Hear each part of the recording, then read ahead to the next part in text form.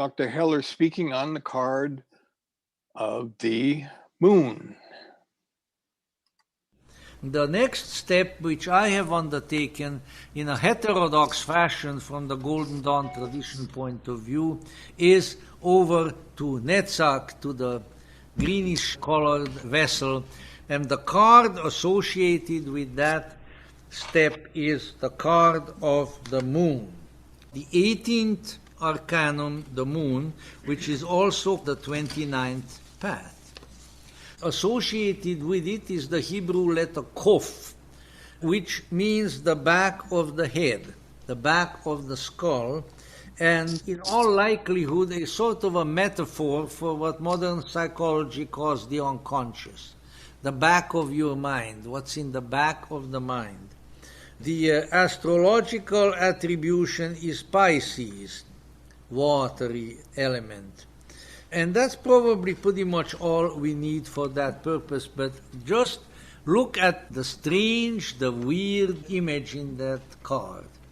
A moon, which is shown in three major phases, full, waxing, and waning, is up in the sky. It is a night scene with the moon looking down, and from the moon there are falling fiery drops, which are pretty much in the shape of the Hebrew letter Yod, which is the basic letter.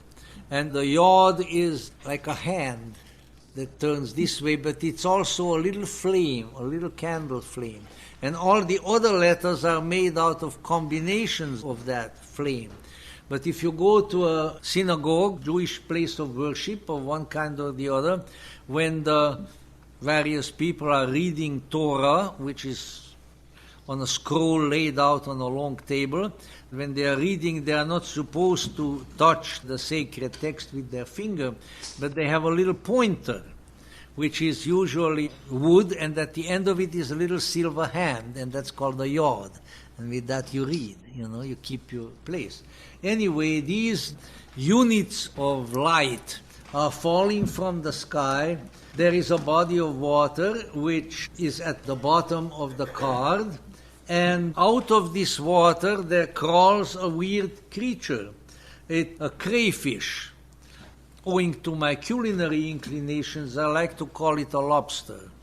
So the lobster is coming out of the water and it's crawling onto a path, a road that goes on and winds up into the mountains and keeps going. It's an archetypal road upon which one moves. And left and right of the road are two creatures, which are a dog and a wolf. And they are howling at the moon, as they are indeed wont to do. There are also two towers in the distance, which sort of delineate the two sides of the road.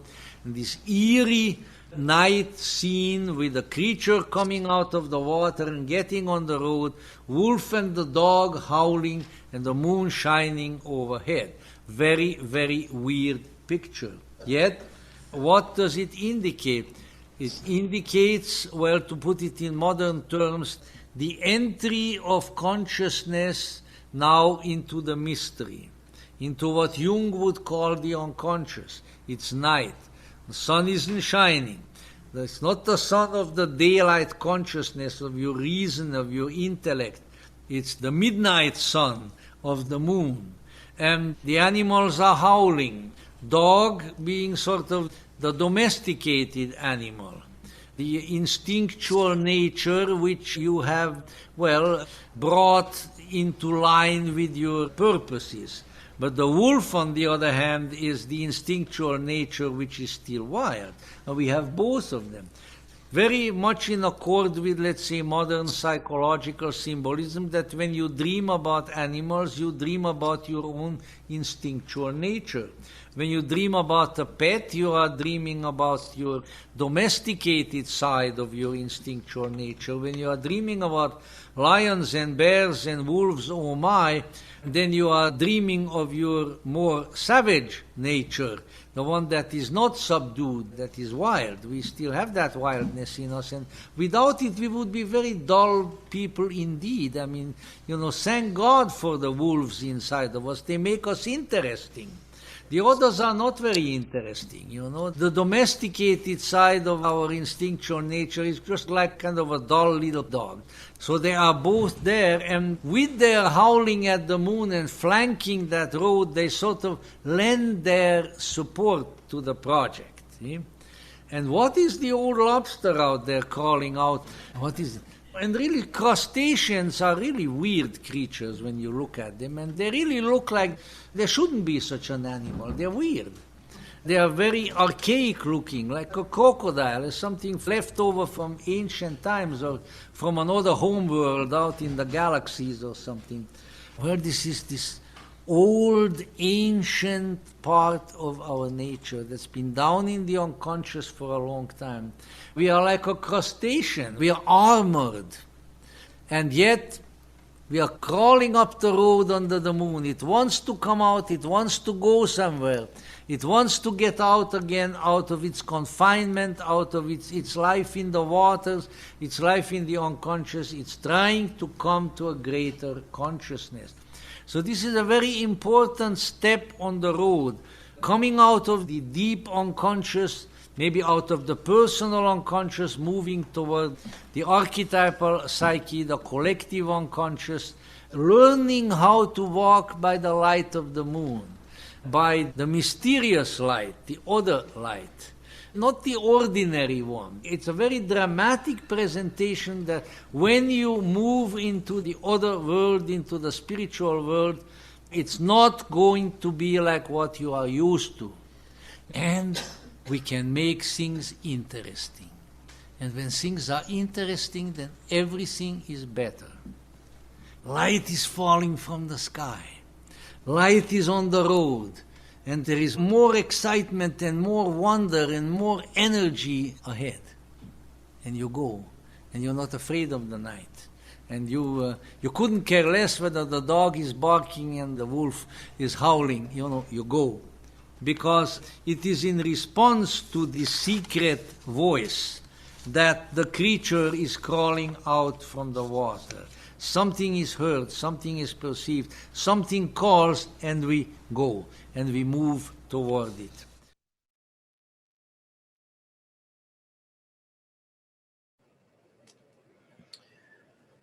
As always, Dr. Heller brings such insight and provokes so much thought with me. It's so useful at this point in time. I think that I'm very much going through a very moony phase right now, and so his words are quite prescient. It's also the kind of moon power where I was watching some cop show the other night, and the guy was saying, you know, you don't have to tell me it's a full moon because all the crazies are out, all the crimes, all the reporting, all that stuff. And and we're mostly water, you know, so we get pulled like the full moon tides. The entire planet is affected by the gravitational force of the moon. In terms of divination, if this comes up as the general card, then this is just it's a weird phase. It's not going to be clear. You're going to have to feel your way through it a little bit and trust your instincts, but don't shut them down. I think that's important. If this was, it also means that you could be operating from a weird place. And so that also needs to be examined in a reading. As you apply this to practical things, it could be a really healthy quality of inner growth that you're going through. But if it's not, and it's unconscious, then this could really be something that is coming from a very kind of motivation. Potentially is one way to look at this. And then, so if this were in the advice against position, that's been the pattern we've been looking at. As an overall, this is going to be a strange phase. It's going to be challenging to discern everything that's going on. And you should stay very open to the messages, but understand that they are not going to be like a cause and effect relationship that you would see on a day-to-day like regular life. It's going to be symbolic. And so you need to look at things in a symbolic way and look at what meaning they bring into your life, not necessarily, what made this happen, but what does this mean to me? If this is advice against, then it may really be speaking to your motivations, or to the fact that maybe perhaps you are in a depression, but you're kind of feeding it, and you need to stop feeding it somehow. Although that's easy to say and not so easy to do. I want to acknowledge that. But there are ways to perhaps bring balance into your life so that you're not exclusively kind of in a weird spiral of what's going on, and kind of, a downward spiral. How do you stop that if that's something that's going on? Like, this could represent someone who's becoming very caught in this and potentially so depressed that they might want to harm themselves. And of course, that would be a terrible thing. And so you want to balance these forces. In a positive sense, if this were the advice, then maybe this person's trying to just operate that everything is fine and I'm in control, but you're not in control, and you need to allow this other aspect of yourself to come into your being. And I think this is kind of that's why it's very relevant for me right now, and how do you do that? Well, that's kind of a mystery, and that is the mystery. So I will hand off at this point to Christina. Can I hand off to you and see what voices and wonderful things you're hearing? You're muted. Let's see. And there. Hey. I'm having problems with my cursor. Yeah, everything what you're saying goes along with my stuff, my notes, and I wanted to point out that the lower brain, the old, they call it the reptilian brain of us, is the kind of the primitive, undomesticated.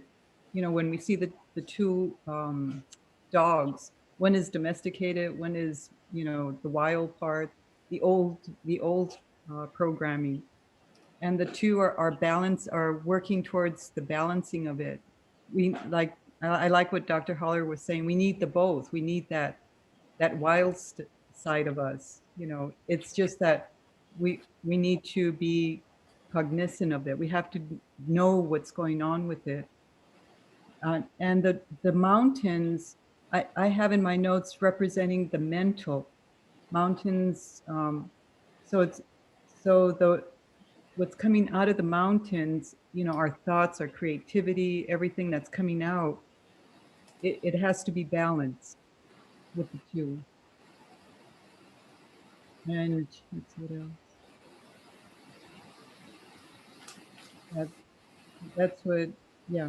Oh, Magnus, do you want to go next? Thank you, Christina. This is a difficult card if you can't cope with it, because this is, as I see it, deep shadow work. You have to go into yourself and ask yourself, why is situation working out like they are doing, and what are my take on it? What am I doing unconsciously or consciously to let that happen?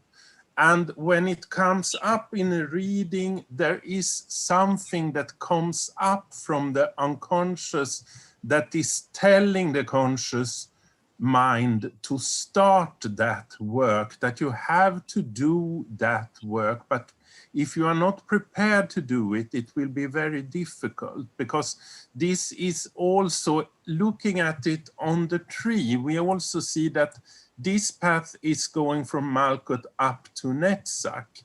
It doesn't pass the Yeso, the ninth, the moon there. So you have to do it without being in your unconscious. You have to do it being in your conscious, which is, I think, the difficult thing, because then you have to admit to yourself you are doing the things you are doing.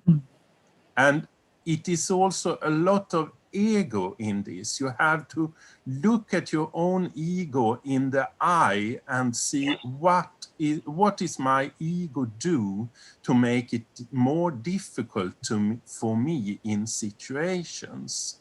Do I want something too much that I shouldn't have? And is that the thing I don't reach what I should reach, the position or the state or something?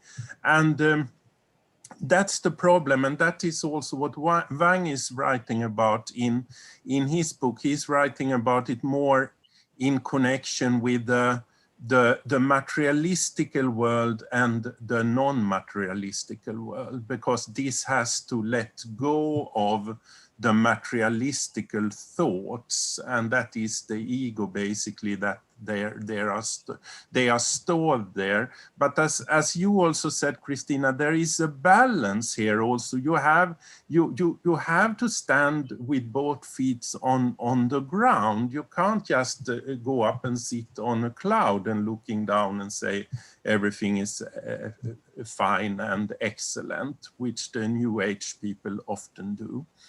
And this is a sign, this card, that you should start this type of work. And also looking at it as a symbol of the physis.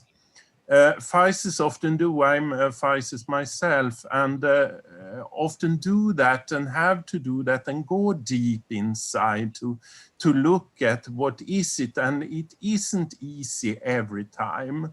And the interesting thing here is also to take the 1 and the 8, and you is immediately thrown back in the Yesod Sephira. And I've also, as I've started to do, totaling the number from 1 to 18, and then we are on 171, which is also a 9 if you are totaling them. So this is a double connection to the Yesod, to the unconscious. So it has to come out of the unconscious, but you can't stay in the unconscious to bring light to the knowledge that you should have. That is, reading-wise, also what I would like to say to a client in that situation, that you have to work from your life situation, not your dream of a life situation.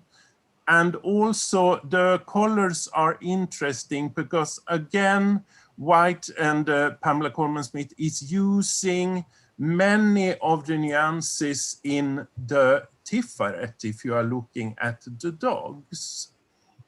There are, one is orange and one is yellow, brown yellow. And there is also, if you are looking at the colors on the way, the yellow way, there is green and there is blue. So there is a transmission between the Sephira Netzach and Hesed. So it's right up that path. And I think I stop there and I leave over to Lana. Thank you, Magnus. This is a difficult card, but you know, I try to look at this card in from different sides and trying to figure out something positive, you know, encouraging. But there is lots of darkness here. So I was reading Thunberg, and you know, he looked at this moon as an eclipse, and obviously it's a lunar eclipse because, you know, we're looking here at the full moon. If it was a solar eclipse, it would be complete darkness, but there's some light. So from astrological perspective, you know, a lunar eclipse is a manifestation of something, you know, a manifestation of karma, you can say that. It's also interesting that in the Russian language, the word for eclipse, you know, there are two words. There's one word, you know, we say eclipse, and another word is zatmenie, which basically means obscuration of light. And sometimes, you know, we use this expression, zatmenie uma, which someone is like the darkness overshadows your mind. You can't make a good decision. It could be but it's not that you are mad, but it's a temporary, situation where you are in really in the darkness. I could say also maybe this could represent the dark night of the soul. The other things from also astrological perspective, we have a moon that is rules the sign of Cancer, and so we also have a lobster here or crawfish, and the instinct that the Cancerian instinct is the safety is the most important thing. That's why you could see when people in the state of mind, they kind of regress into their shell, which so to say, and so if I've had really difficult reaction from people when I read for them and this card showed up. There is a fear, and I think it's just the way the instinctively, we have fear of darkness and fear of eclipses, which often represented, bad omens. That's just the same way, often people react, to this card, but it tells me that basically describes their state of mind. So we're dealing often with an anxiety, we're dealing with fear and even depression. So when I see this card coming, suggestion is to examine your fears. It could be something that coming from, I guess, unconscious, or it could be something that coming from your past experiences, like someone who had PTSD, they come into situations and they regress in that moment of their trauma. So I think, we have to be really careful here interpreting this card. And my suggestion, if it's something that comes like as a recommendation against it, really go deeply into examining, again, about context. Maybe somebody needs to act and they're afraid. Where this fear is coming from? Is it something that is logical? Is it something that is based in facts, or it's just an instinct? I would also say, if it comes to a recommendation, sometimes I would say that maybe it's a good idea to also see, if you're in some sort of a project and you need to back out to safety, also maybe a recommendation for someone that they need to go into therapy, and anyway, difficult card. I think this is all I have to say, and I would pass this to Allah.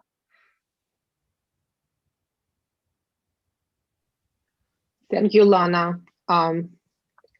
Well, when I look at this card, I remember the words that things are not the way they seem.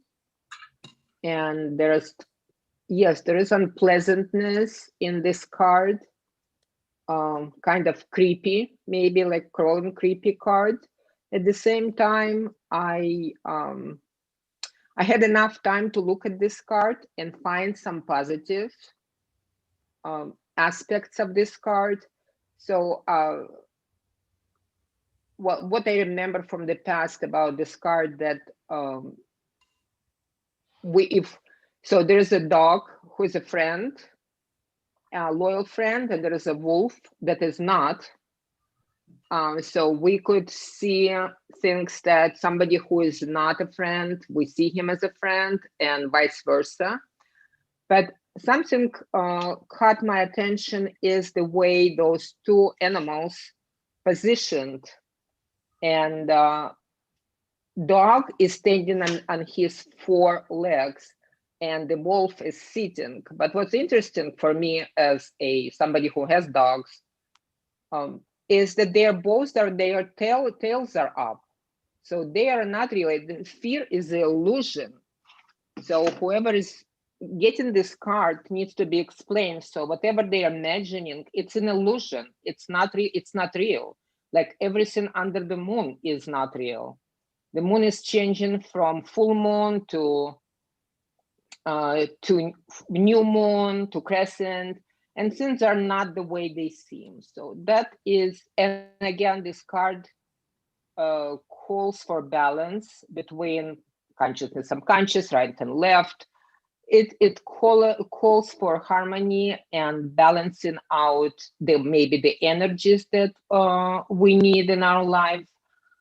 But I guess that would be my reading of this card. So after looking at this for some time, I actually found plenty of good aspects and explanation for me not to freak out after this card, and help people who I'm reading for to see that things are not the way they seem. So stop imagining, it's an illusion. Okay, Jeriel is next. Thank you. Thank all of you that who have spoken about this. I think that you have essayed it very, very well and thoroughly, particularly in terms of using the cards for divination. The divination part of it has come secondarily to my primary interest, which has been studying the major arcana as representing the journey of enlightenment, and using the cards for meditation, and similarly to how I do with the Masonic symbolism. And rather than go over the whole stuff that you guys have gone into before, I do think that this card has to do with mystery, has to do with the subconscious trying to send us messages. I think in that sense, it calls on us to think about what our dreams are trying to tell us of, and that, as has been said, things are different than they seem. But in meditating on this card, I see it as possibly representing the entire course of evolution, and as well the entire tree of life. We start at the bottom with a very primitive creature, and we're reminded of the fact that as we are in our initial phase of life, in gestation, inside of our mothers, we have this thing that I remember studying about it in biology class in high school. There's a thing called ontogeny recapitulates phylogeny, which basically says that from the fertilized egg through the development into a fetus of a human being, we pass through all of the stages that living things on the planet have gone through, and from evolution. We go through a period where we're like a fish, and so on. So I think that crayfish can represent that. And while we're at that stage, there's a lot of feminine energy in this card. There's a lot of if you think about it, the fertility cycle of women is often compared to the moon. They're similar. The menstrual cycles are very similar to the moon cycles, and they've been compared to such for centuries. And so I think that is there. Then at some point, life started in the water, and at some point, life came up onto the land. And we see that point highlighted here with the position of the crayfish at the start of a path that leads between the two, the wild and the tamed aspects of our subconscious, down in between the two pillars that we have seen before, the two towers. We could recall these are the exact same towers in the background of the death card, which had to do with things constantly dying and being reborn throughout life. And it goes on through that path. When I was in this part of my meditation, I had a flash on Yellow Brick Road through Oz, going off to the imaginary fulfillment of being to Oz and finding the great Oz who is godlike in that world and turns out to be a faker. And the whole thing is illusion, which plays back into what's been discussed up until this time in this discussion about the divination significance.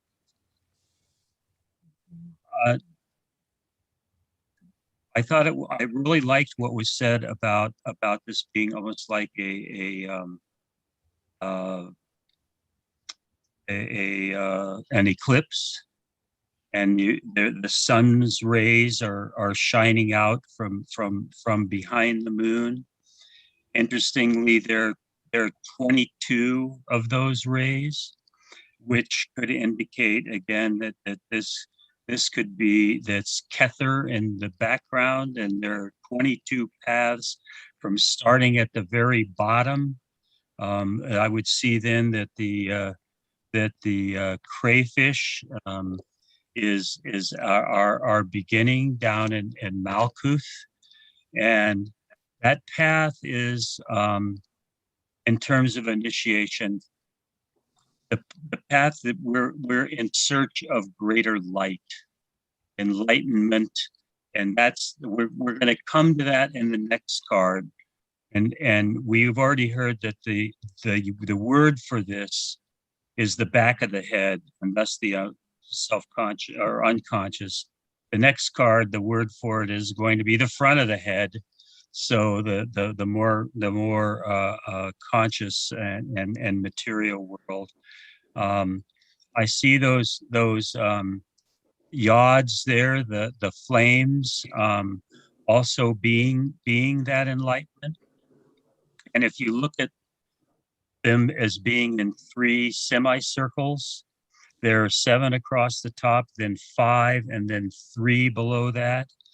And that brings to my mind that 3, 5, 7 sequence in the Masonic symbolism of the 2nd degree, with the winding staircase of a set of 3 stairs, 5 stairs, and 7 stairs. And the 3 being our basic the youth, maturity, and age, and then the 5 being the 5 senses and the way that we interact with the world, and the 7 being the 7 arts and sciences, our methodologies of arranging our knowledge into usable forms.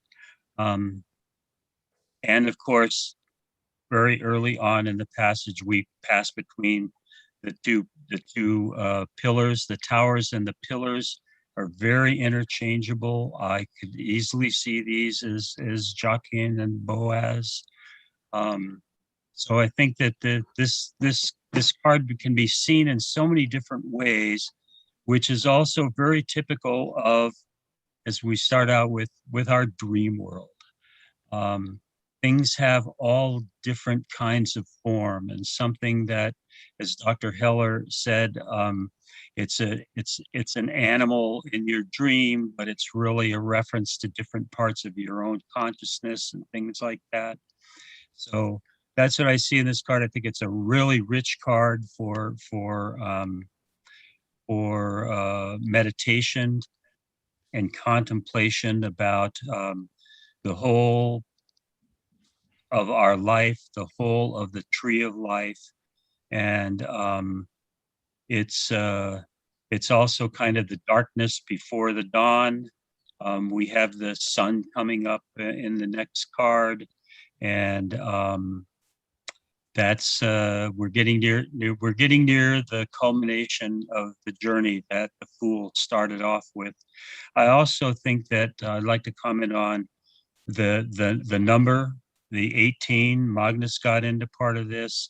And of course, that reduces to 9, which brings us back to the Hermit. And when we discussed the Hermit, we were talking about the need for being alone and being able to look inside ourselves, find what that light is, because that's going to be the path that we take through life. And with that, I'll pass it off to you, Brian. All right. I am constantly reminded of where I grew up in the hills of western LA County, a beautiful little bowl-shaped valley of 3 miles in diameter with no streetlights. And the subtlety of the night light, and even though, you know, on one level you could say our vision is restricted, in another sense there is so much more to see that I think can only be seen in that light. And it's been said, I'm thinking of some Moody Blues poem, part of their first album, with the, you know, the reddish gray and yellow white, the colors, which is a bit of a contradiction to have this be such a colorful card when in the moonlight colors are not very delineated.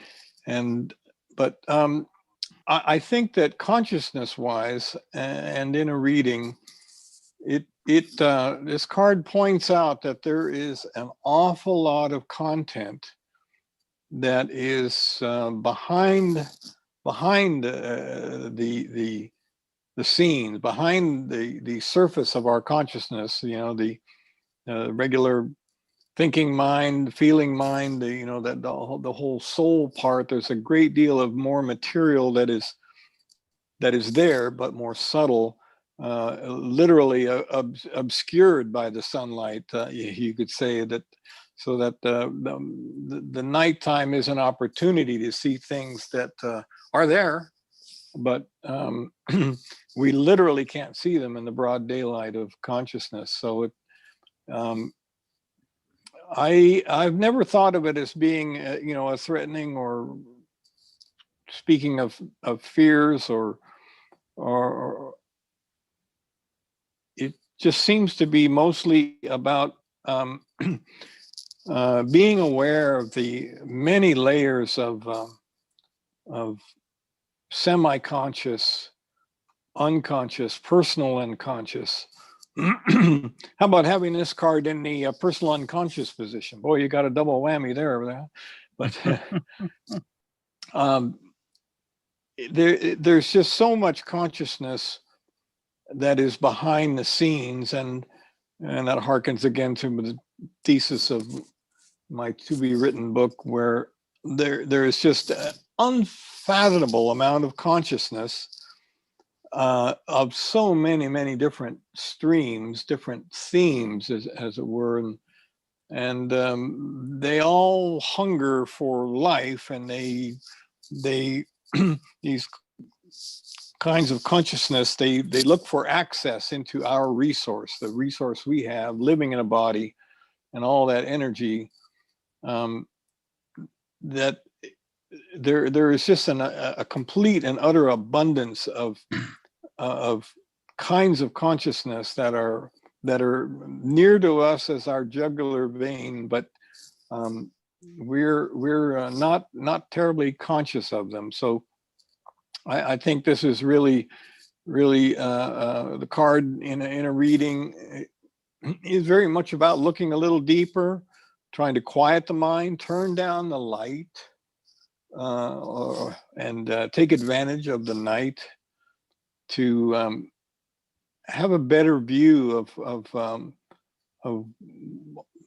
some of what is just omnipresent behind the surface of our consciousness. We're going to have some fun looking at other decks and see how this theme of the towers is present in other decks, because I mean, I just think about the somebody mentioned death having it's got almost the identical set of towers. Interesting, it's not a military tower like a turret top where there's lots of access for weaponry, but it's more of seems to be more of a vigil, observational vigil. Now, see, in Temperance, do we have? I think.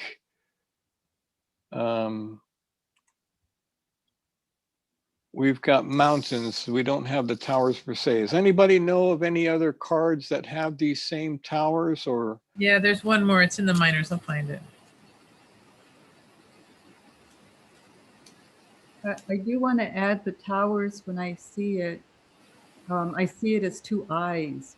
The conscious mind of two eyes watching. That there's a need of both the conscious vision of what's going on. I'm looking at those towers and I'm seeing them as a gate that one needs to go through.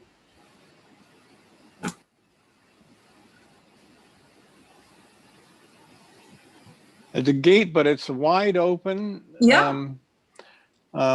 So I think that'll be an interesting future exploration in not only the weight deck, but in others, to see how present the theme of these twin towers. So they're certainly very prominent in the moon card.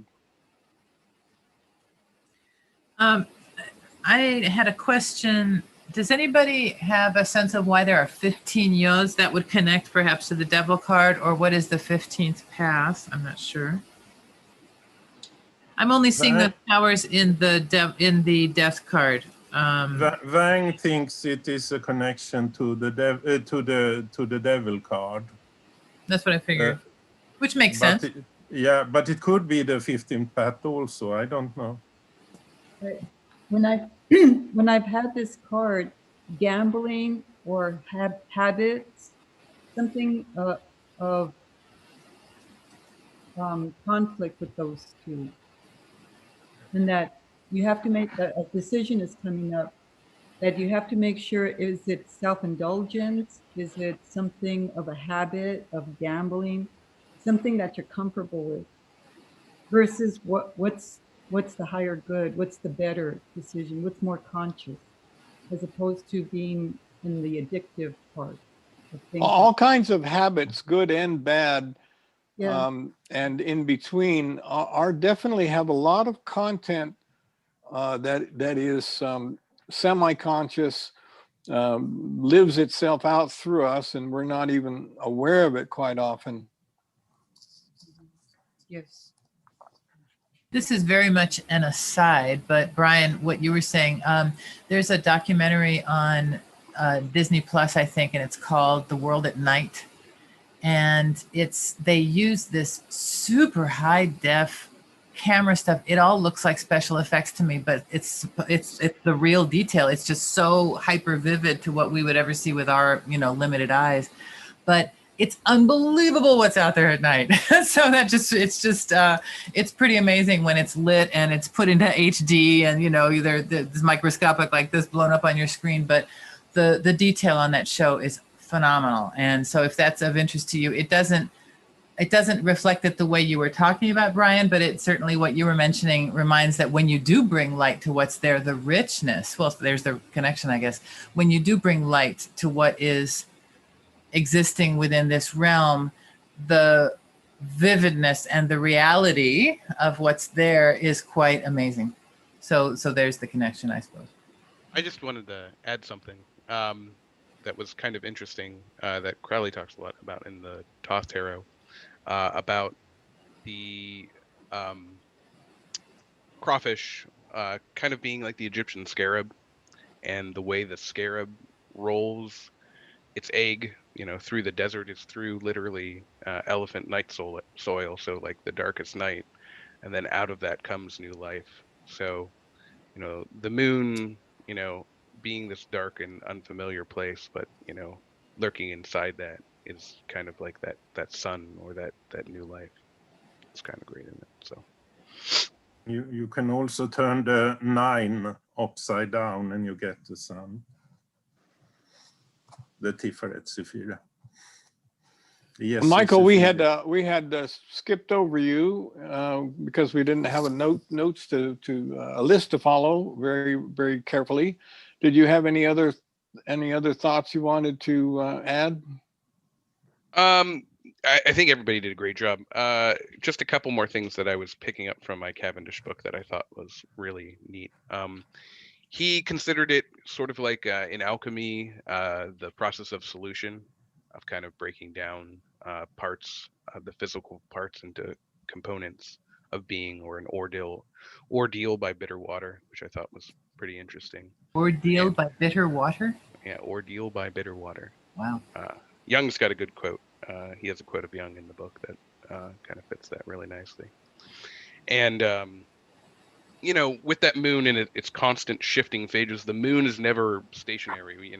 We see the sun every day. The sun is the sphere, and we see it. But the moon, if we see it any night, it's going to be different. So, trying to grapple with that illusion and mystery, with a constantly shifting environment is something that, when we're dealing with the moon, or when somebody sees the moon, they're going to be on unstable footing. But, again, the fear may not be real. The dogs and the wolf in us are excitable, but not necessarily, just keep following on that path. And then he had a quote from Genesis, which I thought was great to describe like this card. Before all things are the waters and the darkness and the gates of the land of the night. And I thought that was pretty apt for this. But yeah, that's all I wanted to add. I think everybody hit the nail on the head. It was funny. I once asked my son, I was like, what's this card mean to you? What does it look like? And then he echoed, without knowing, exactly what Heller said about, the dog and the wolf and the crayfish. I was like, wow. Yeah, from the mouth of babes. It's perfect. But the apple doesn't fall far from the tree, apparently, in your house.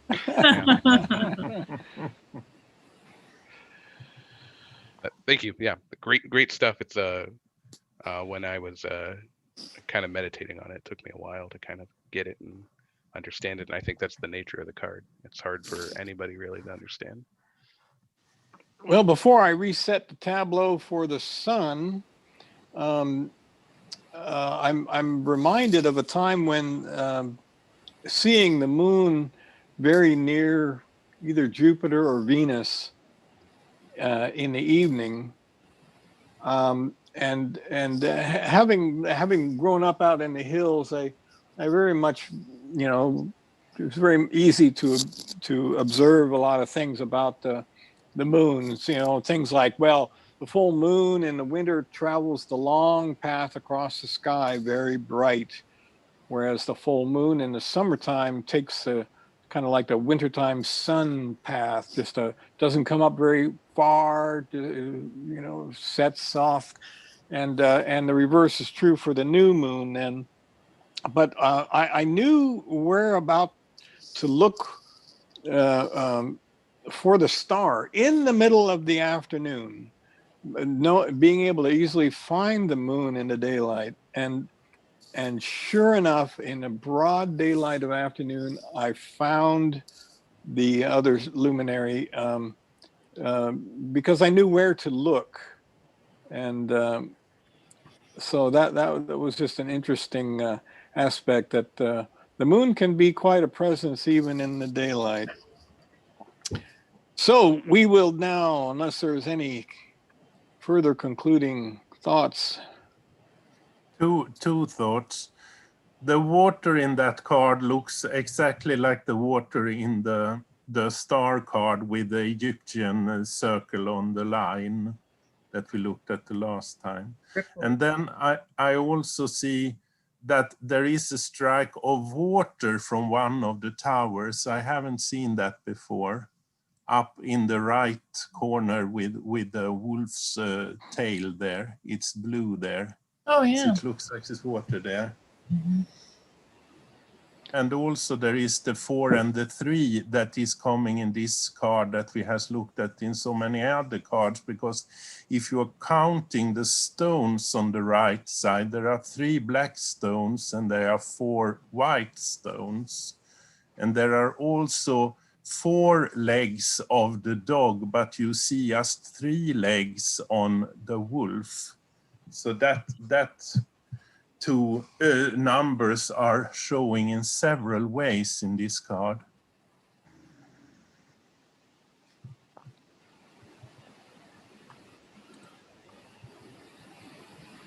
Okay, so we shall move into the daylight.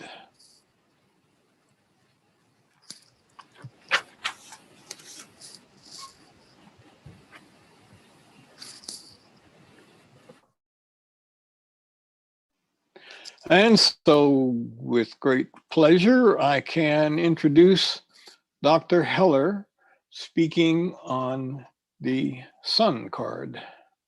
Now we move from there, from Yesod, from the instinctually charged energy up to the realm of thinking, to the realm of mind. And there we have the 19th arcanum, which is also the 30th path. And the 19th arcanum is called the sun. The sun, Resh, the countenance, the face, the front part of the head is associated with it. The astrological attribution is the sun. The weight deck has a very nice image of it. The sun is shining above. A little fellow, a little child is riding on a white horse. There are sunflowers around. There is a banner. And the whole thing has a very victorious, a very sunny, a very energetic and sort of happy feeling to it. So what is happening here as we connect all that instinctual energy in Yesod with the thinking, with the mind, again, we are energizing the mind.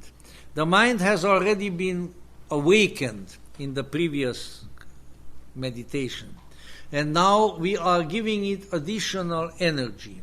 So this is how the mind, the consciousness which has been awakened is now energized and is filled with that awareness of victory, the awareness of our ability to move forward and to conquer. And you know that it's very important from time to time to have that.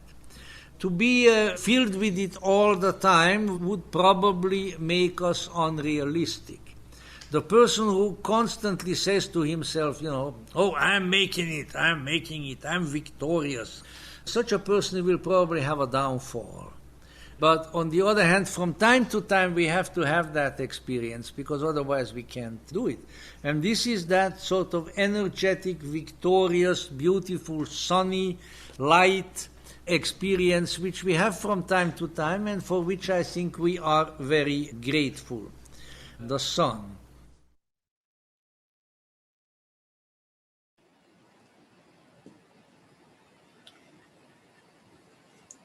So the sun is always a welcome card to kind of get in your reading. It brings a very happy light.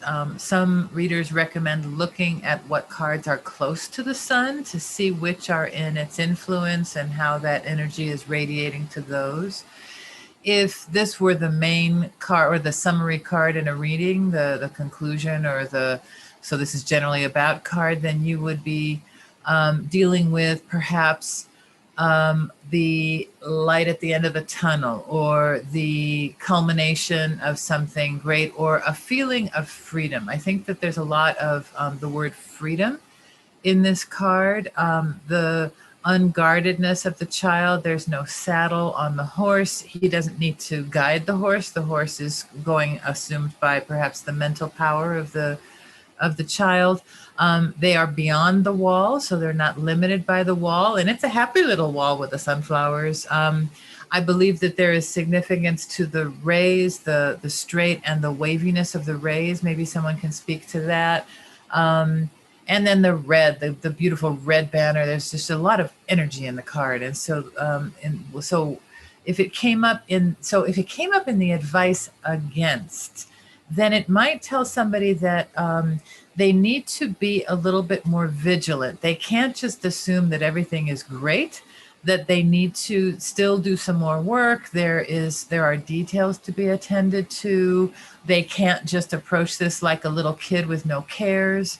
There's more to be dealt with. You're not quite out of the woods yet. And then if it were in the advice position, maybe somebody is trying to control something too much, or they're still so worried, but in fact, now is the time that they can relax a little bit. And so the advice may be to just loosen up a little bit, enjoy this, recognize it for one of those moments that Dr. Heller was talking about, one of those joyous moments in your life, smell the flowers. That's kind of more the Six of Cups in some ways, to enjoy that. But this is really to enjoy the feeling of unfetteredness.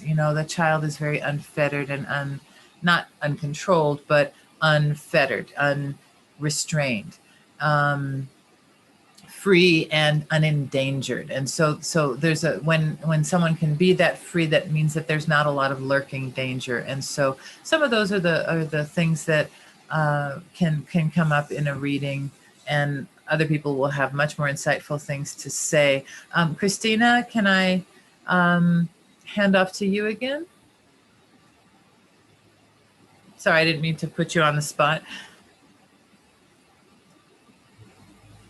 Zoom is terrible with cursors. You got to wiggle it around to find it.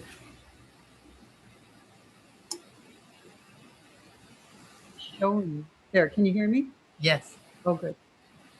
Just want to go along with what you're saying as well. And I noticed where the sunflowers are not facing the sun. The sunflowers are supposed to be, they follow the sun. The sunflowers here are facing the child, which emphasizes, newness, beginnings, positive. And the child is holding the pole with the left hand, which is receptive, and just bringing in the good, bringing in the positive energies. Let's see what else. That's it. That's all I have. Michael, you want to go next? Sure.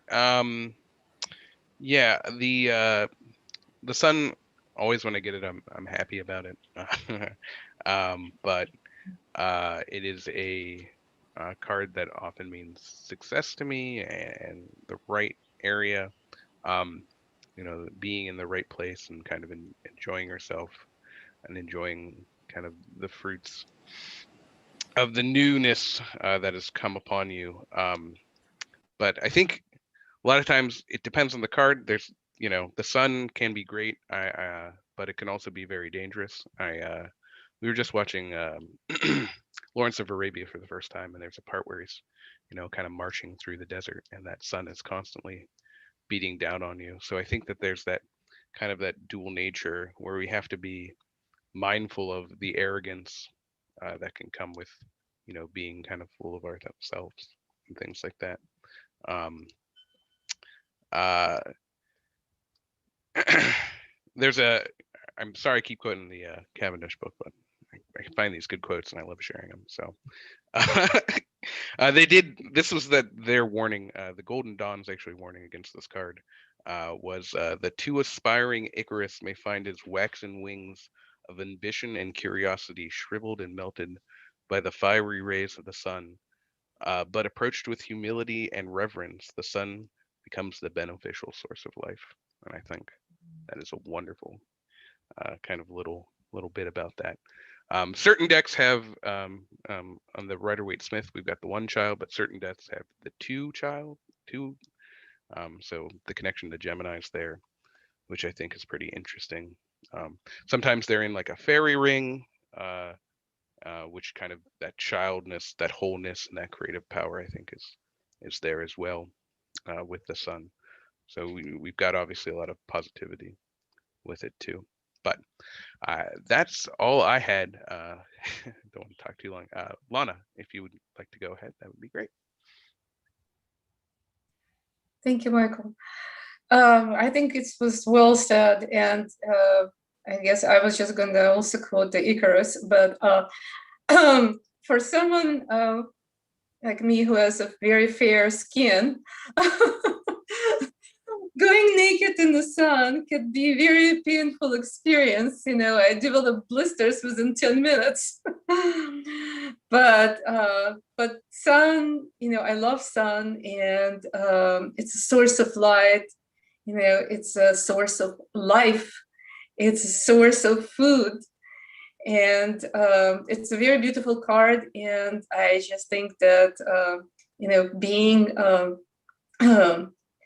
you know, have a courage to go naked and being yourself, you know, you don't have to cover up, you know, who you are, just being yourself. I think this is a really nice situation, you know, where you don't have to, you know, think about, oh, what other people think of me, oh, you're naked, you know, or it's just being who you are. And on the cautionary side, as I said, you know, be humble, you know, sometimes, you know, also from astrological perspective, sun, you know, rules the Leo, you know, it's the king, it's the sun king, and being too full of yourself, being too enthusiastic, or thinking that you are the center of the universe, you know, and I think that's probably all I want to say, and I'll pass this to Magnus.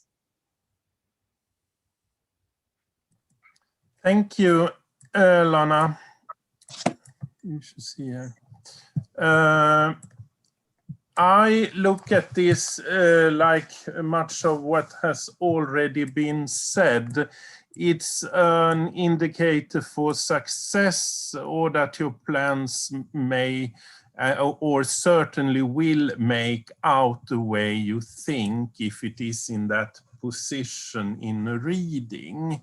And looking at it also at the tree, the path also signaling this, because this is going from the unconscious, the Sephira Yod, to Sephira Yesod, sorry, to the Sephira Hod, the thinking, the Mercurian vibration there. And so what you see in your unconscious will come true. This card is signaling that your plans is right and you should work with them. And Wang is also, he is writing a lot about a horse, like a symbol for the Apollo. And it is like the little child is riding between the Sephira Tiferet up to the 10th, the one Sephira, the Keter Sephira.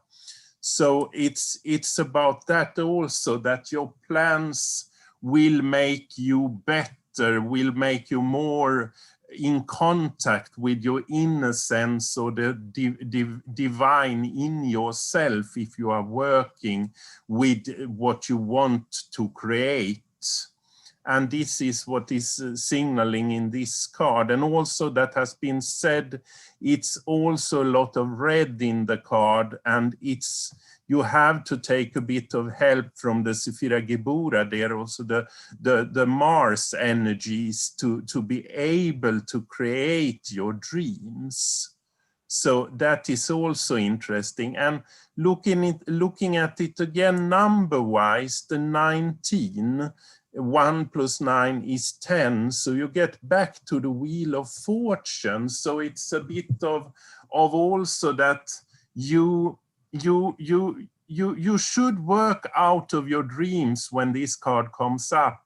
And you should be hopeful because the development will help you.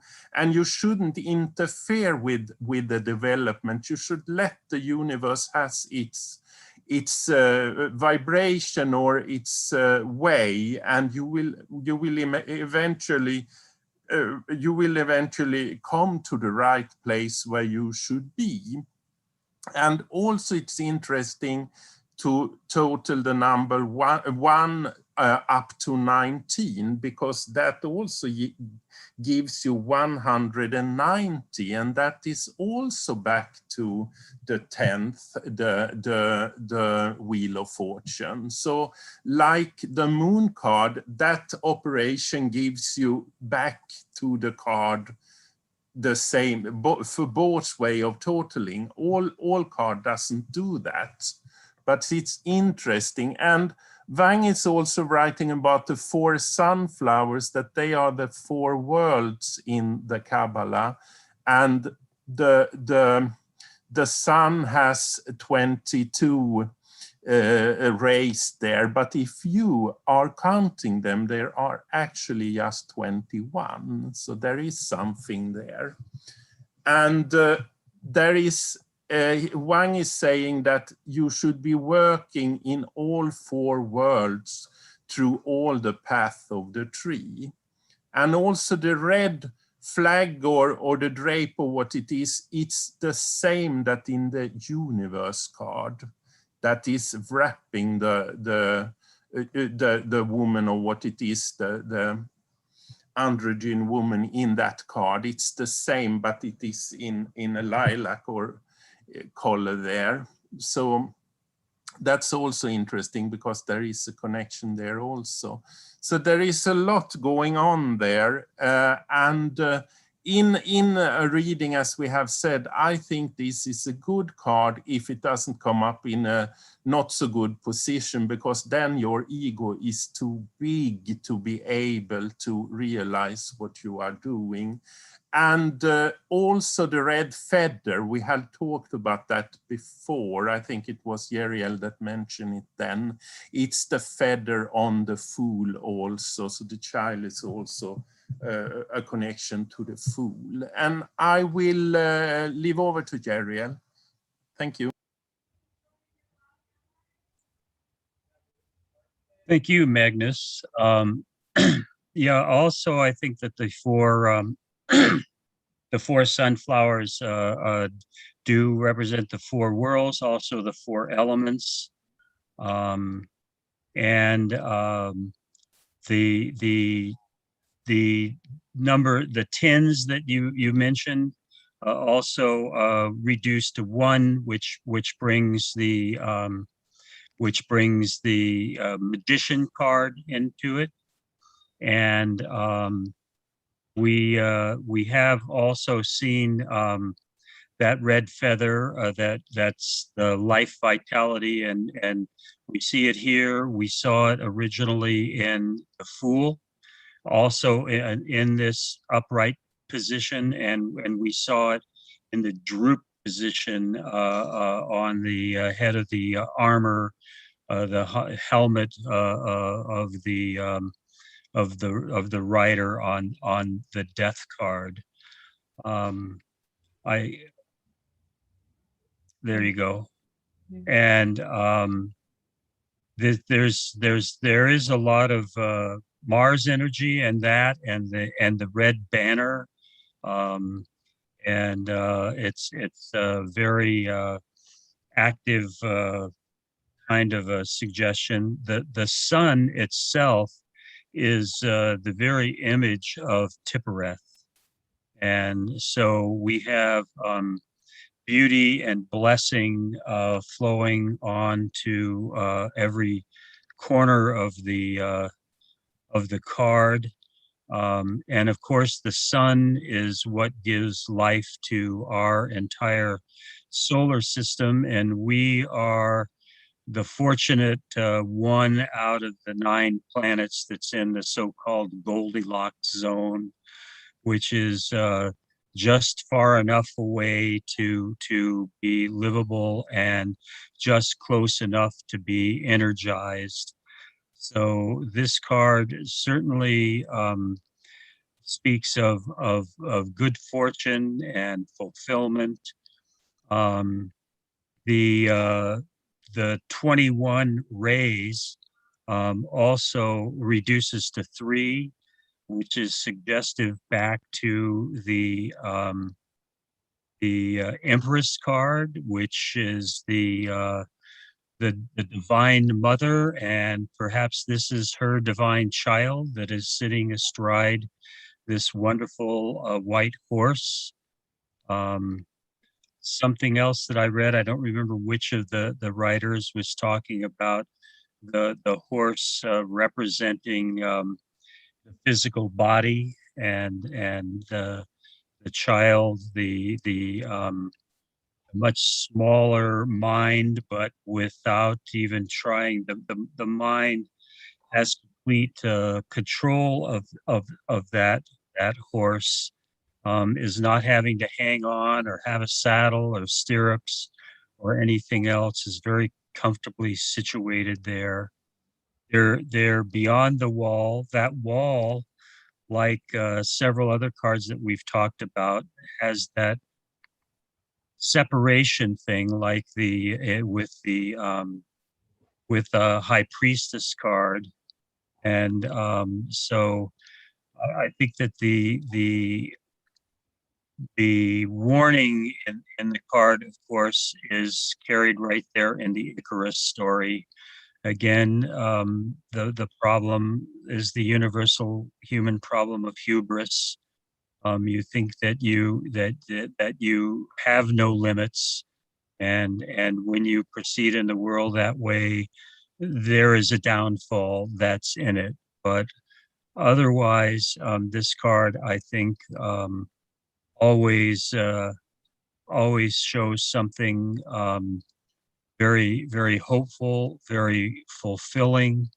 I think this is one of the few cards that I don't think, if it's inverted, I don't think it's really changed its meaning. It does probably in that kind of situation a little bit more point toward the warning that's involved in that.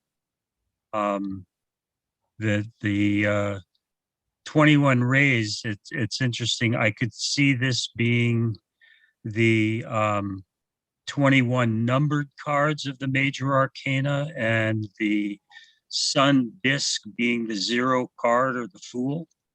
So that would represent the full Trump portion of the deck. And it's just a really wonderful, fulfilling card. The I think it's interesting too that there's 10 of the radiant rays and or rather 11 of those, and there's 10 of the other, and the XIX actually is the symbol of 10 and the symbol 11 together, although in that sequence they make the 19. But I think this is very expansive, very comprehensive. I do think that the fact that the sunflower supposedly follows the sun, even though it's looking at us here,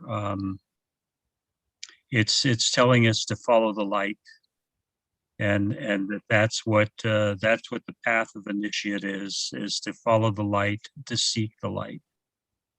And I'll pass it on to you, Brian. I think everybody's spoken, haven't they? Ala, did you get a chance? I did not. Okay, then Ala, I'll call on you. Okay, thanks. So this card, well, following Magnus' kind of footsteps, I was looking at the sunflowers, and I see 10 sunflowers actually, the 4 large ones that everybody noticed, and there are also 6 that are visible that I could count on the head of this child that is innocently and trustingly looking at the world. He's sitting on the horse that holds him, and he trusts. He's also being well protected because there's a brick wall behind him. So I think he feels very comfortable. Found very interesting this brick wall behind this child. And when I looked at the sun, I see a lack of emotions on the sun. It's just what I said. There's no emotions, there's no smile, nothing. So that I found very interesting for me. And the feather on the head of the child also represents to me, like somebody mentioned, the energy, but also the fact that this feather is red is also speaks to me as a power. So this child has, although it's trusting and open, it has a lot of power in his innocence and in his vulnerability.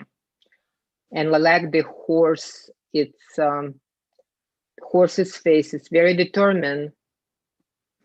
I think it reminded me the horse from the white horse. Is it from the night?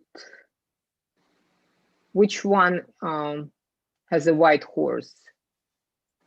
Swords and the Knight of Cups. Swords? Big Swords and Cups both have The white horses. Yeah, but that horse reminds, like, has a bit. Death does as well, although that's a little bit of a creepier white horse with Yeah. red eyes. Mhm. You know, I always think but of David it's Lynch. kind of determination too, a different kind. This Different horse to kind. me looks mostly like the horse of the Knight of Cups, because it's also in a very more calm, relaxed kind of a posture. Yeah, I could not remember which horse, but it reminded me of horse from one of those. Yeah. Yes, that's the one I think you're thinking of. Yes. Yeah. With the death card, it is interesting though. You do see the 2 towers in the background, like in the moon, with the sun behind those 2 towers. So it is kind of connecting both the moon and the sun there. The sun and yeah. And the they all child connected. representing the beginning of life and death representing the end of life. they're riding the same horse, perhaps, but in a different phase. I like that. Yeah. And that's the card of new beginnings. Every day is a new beginning. Every sunrise is a new beginning. Very hopeful card. Okay, Brian. Mm-hmm. Did everybody get a chance?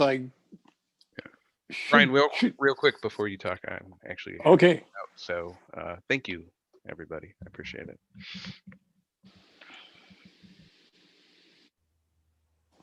Oh, okay. Well, clarity of consciousness, I think, is the main beam of light we get here. And yes, to excess, that could be arrogance and insensitivity to the world around one. But this particular sun, and we will see when we visit other decks that the different suns can have very different facial expressions, but this one is clearly fully observing of everything that its rays touch. And so to me, the card most represents in a reading, it represents the clarity of consciousness. And I suppose that in the cautionary position at the top of our 13 card reading, Celtic Cross, this might be saying, well, don't think you know and see it all. There's a great deal you may be overlooking. There may be shadows about that you don't see, because everything you see is all lit up with your own light. And as an advice card, then I would say it would be to consciously de-emphasize all of the mysterious moonlight and other all the other influences that a reading might have. I think of, like, some of the swords cards where you've got various mental, emotional strife, whereas this is a very, very much of a clean, clear, strong representation of our human consciousness. And so that's really all I had to add to the other wonderful things we've heard. I'll kick in a couple more things here that on my card, and it was also called attention to in the cat's book. On my card, there is an extra little squiggle. It kind of looks like a typo, but that makes the 22nd ray up there. It's not filled in with the yellow, but necessarily if you're going to do alternating patterns, you're going to end up with an odd number, and you're not going to, so maybe the squiggle is just the nod to get to the 22, but it's been eliminated from other editions because it's an oddball graphic element, And then, Ala, you were talking about the neutrality of that sun's face, and so that kind of calls attention to that phrase, like the sun it shines equally upon all, and it illuminates everything without mercy, but without really subjectivity. And then just a couple of little silly phrases in our language, don't worry, be happy. And then Scarlett O'Hara's famous line that everything, well, tomorrow is another day. And so, like Ala was saying, every sunrise is the new beginning. And so those aphorisms are well established within our parlance. Allison, what you just said about that little squiggle up there. Yeah. I'll read you a sentence from the cat's book. It says, if you look closely at the Roman numeral 19 on the card, you'll see to the right of it a single black wavy line, depending on your version of the deck. Where it appears, it looks as if Pamela started drawing one of the radiating waves of the sun, and then for some reason changed her mind. It is for this reason that it is fondly and humorously known by collectors and enthusiasts as the OSL, the oh shit line. He uses, of course, asterisks for the HIT and in the. It says another explanation has been offered by Pietro Aligo of tarot publisher Lo Scarabeo, which is that the line was formed by a crack in the printing stone for the original card. There's always somebody that's got some practical kind of a thing to explain these wonderful little idiosyncrasies. Once again, I'm reminded how we might have, and we will have to be visiting the original line art because all of the lines in the original art are pretty bold. And of course, no colors in the original black and white line art. So I think that we're going to have some fun looking at that original line art because, you know, while she built a good foundation, a terrific, you know, our favorite foundation really for the imagery of the cards. The way that they have evolved through different artistic enhancements, particularly with shades and colors and so forth. It might be good to revisit the original simple image. So that's a thought. And you see the card there. This is mirrored, though. It looks like Yes, it's on the yes. wrong side, but it's you see the little squiggle there. It looks like it's on the left here, but it's definitely on the right. It's my camera is causing a mirror image. I have that. And also my horse is gray. It's not white. Yes. And Yes. same, the Knight of Cups is kind of grayish as well. Yes. Yes. In fact, So I And guess the- it just again, it's the deck. So Brian, which deck are you using on this one? The Universal? Correct.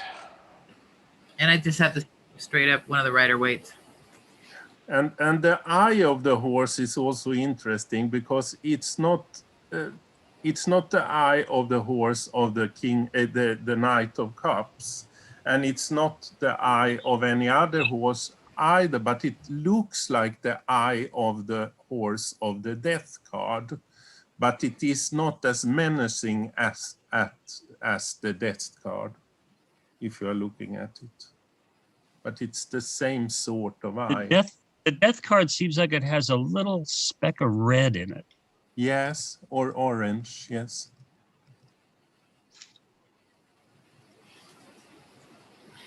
In that weight book, excuse me, in the Katz and Tolly Goodwin book, they really play up the expressions on the faces of the horse and of the various animals in the deck. The horse that they talk about, let me see if I can find it right now, in particular is, I think, one of the knights. It's the, that's predictable anyway. Let's see what the knights are. Kind of a, it's not the wands, that's kind of a neutral one, but there's one of the horses that has a very mischievous kind of look. And the Knight of Swords definitely has, he's kind of looking behind like, why are you driving me so hard? Right. And the bit is really pulled back in his mouth, it seems. I don't know much about horses, but it looks that way. I guess it's not in here. Hang on.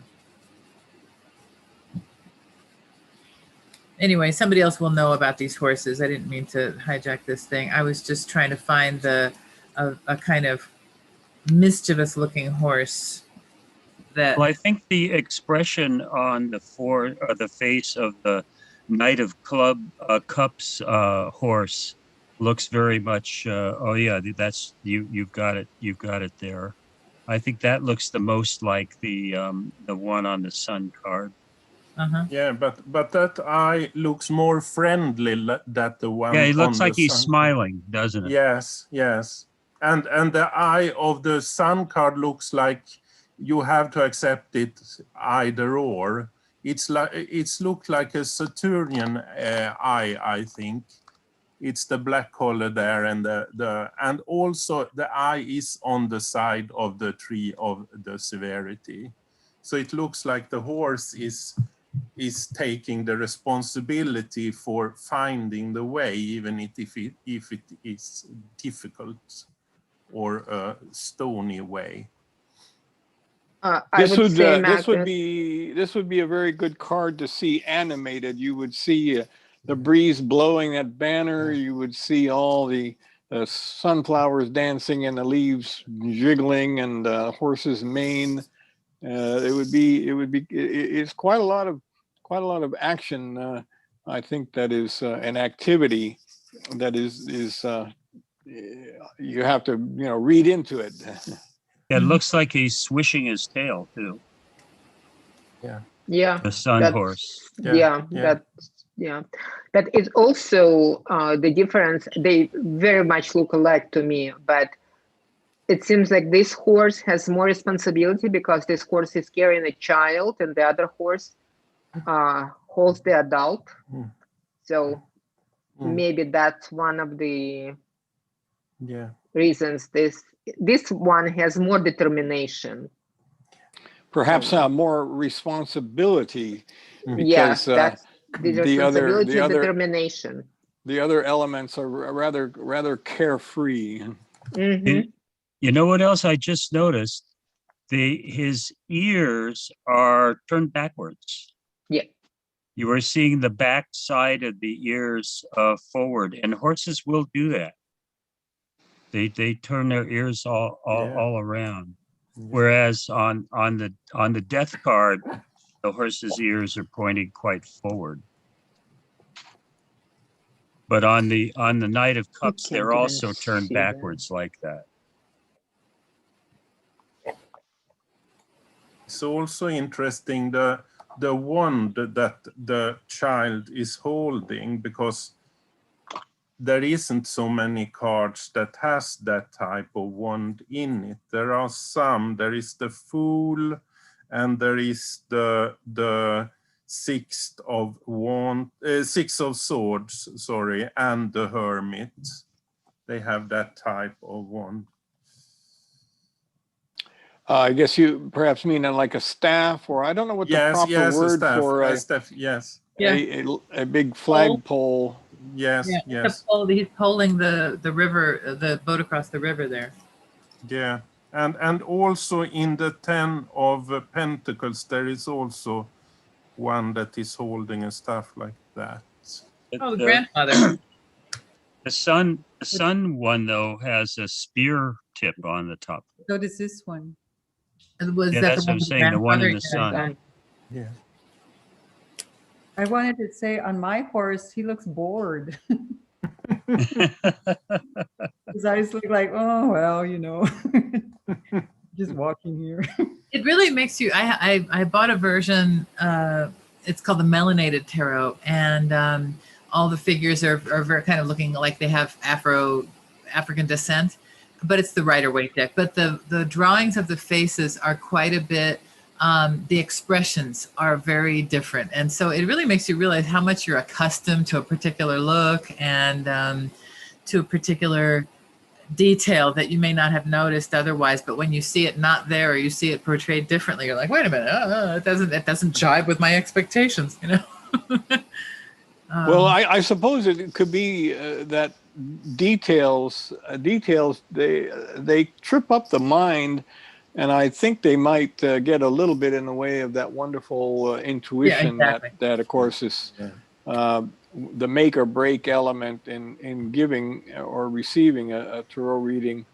If the intuition different designs are powerful for that way, and I get very fixed, like because I feel most security, which is an illusion, with the Rider-Waite deck, then you shy away from using other decks, but they all have a power to pull responses from us. But I think also Waite was incorporating so much symbology in this card, magic symbology, so it's interesting because of that also. When you are reading with it, it is telling the intuition something, because there are other forms, newer forms of Rider-Waite deck that doesn't have that the colors are totally changed and everything. There is one that is called the Universal something with the Italian artists. And there the horse is looking completely different if you are looking at that. And that's a very beautiful deck, but the symbology has gone lost somewhere in the art. Yeah, for the sake of, Yeah. for the I'm sake a of bit, aesthetic, yeah. I'm a If you bit look at- curious. Go ahead, Jeriel. If you look at the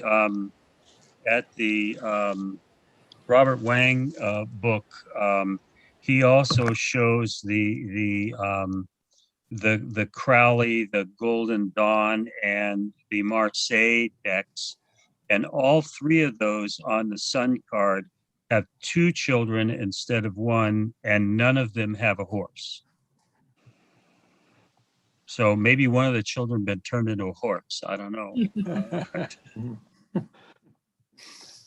One thing I'm just a little curious about, we don't see the horizon. We don't see a linear horizon of either mountains or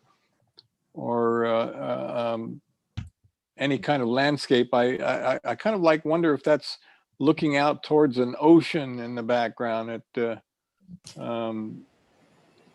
It is a deeper blue down below.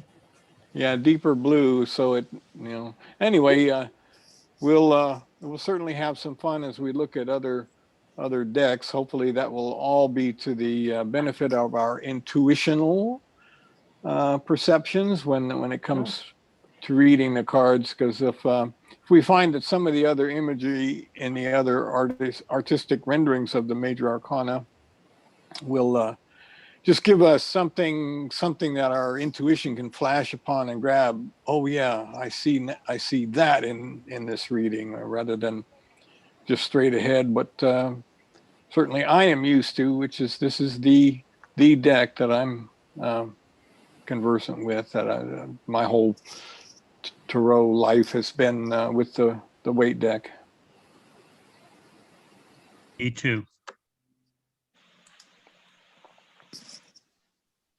Have Well, folks, are we? Not a lot, but I have a few in my collection. But this is the one that I read with most confidence. I think I might need to branch out, but since this class, I've just been more and more attached to the Waite Smith deck. I think it's far and away the most evocative of them. I've looked at several other decks, just out of curiosity, but particularly given that a number of the more prominent decks don't really illustrate the lower arcana, which Well, that is a was real going to thank you disappointment. bringing that up. That was I was going to ask. Of course, I thought of Mongoose at the time. I asked, how many decks do have illustrations throughout the minor arcana? It isn't so many, but there are some the Handley deck that I like to use. But I am also going back to the Rider Smith more now after this series of sessions. But the Handley deck has scenes, but it is hidden scenes in the art. So there are not just the wands and cups and everything, but there are subtle scenes in the back. If you are looking at the card for some time, you will see them. But there are not so many decks that has the minor arcana illustrated like the Radio Waite has. The Toth has it also as the Crowley deck, as you have said, Jeriel. That is also, yes. What is the deck that is on the cover of the Spoken Kabbalah? Number of the cards look almost identical to the Rider Waite. That is the Bota deck. What is it? That is the builder of the Odigium deck, the Paul Foster Case deck. The one that Wang is hinting about when he brags about the card. He doesn't show the card, but he says in some phases he says case card is illustrated like, and he doesn't show it, but it is the BOTA card, the one that the member should color themselves. Right. Well, and that deck, the sun card is really quite different. It Yes, it yes, also it has is. the two children and no Yeah. horse. Yeah, it is. Whereas quite a few of them, the magician and strength and the hermit card and the devil card and the tower card are almost identical. Yeah, there are some, like I said before, you have to compare them to the radio weight to see the difference in some of them, because I think that many, if not most, but I think many of the decks that have the narrative type pictures on the lower arcana or the minor arcana are also very similar in their artwork to the Rider Waite deck. Yeah. I think it's I think there's maybe a somewhat derivative of that deck. Yeah. And I think it's the best one to learn tarot from, because it has Well, so even much if of you the even if you symbology. haven't read up on it, you can look at the images and just let your intuition talk to you Yeah. about, you know, Yeah. what does it look like to you is going on Yeah. in this card. I think that is more difficult with the Crowley deck, actually, because that is so much alchemical Right. illustrations and so much hidden things you need to know about Egyptian goddess and gods and everything to be able to read those cards. Well, he was really pretty obsessed with the shall we say, the Egyptian connection. Yeah. And I had that deck for years before I started to look at the cards, because I saw I didn't understand them, so I put it at side. But then suddenly I started to understand them, and then it was interesting. And also the art is quite beautiful in that deck, because I like the art. Yeah, the paintings are gorgeous. Yes, they are. Is it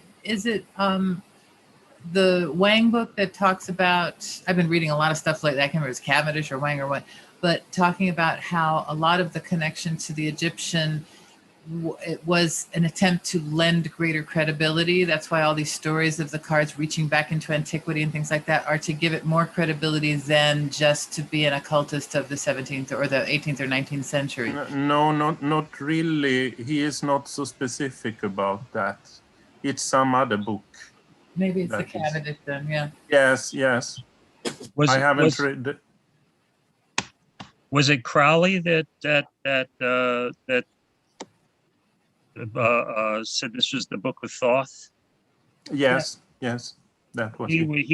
He was positing that this was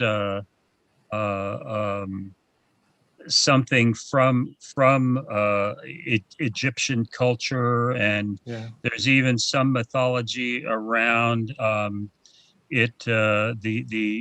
original having been in the Alexandria library and destroyed in that fire. Yeah. And the Golden Dawn had a Book of Tea, I believe. And they also had I think still have an exercise where people going through their degrees do their own coloring of the cards. Yeah, the BOTA have that. Right. But I don't know if the Golden Dawn, they may have it also. But the BOTA have. They do. Yes, the BOTA have the deck you can buy, the non-colored deck, and you can color it yourself. That's part of the requirement, isn't it? Yes, it is. But you can buy the deck even if you are not a member. I think the more interesting thing that the Golden Dawn and the extant Golden Dawns that I'm familiar with just through friends, I think the more impressive thing that they do is they they each create their own tree of life drawing. And some of them make it very tarot oriented. Others will make it very Kabbalah type of stuff. And that I think involves a lot of meditation as they're going through it too.